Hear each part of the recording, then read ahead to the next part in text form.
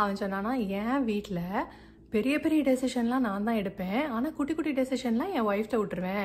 நாங்கள் 2 பேரும் எங்கள் ஒரு ஒரு டெசிஷனில் நாங்கள் நான் அவளுடைய முடிவில் நான் இன்னும் தலையிட மாட்டேன், அவள் என் முடிவில் இன்னும் தலையிட மாட்டா அப்படின்னு.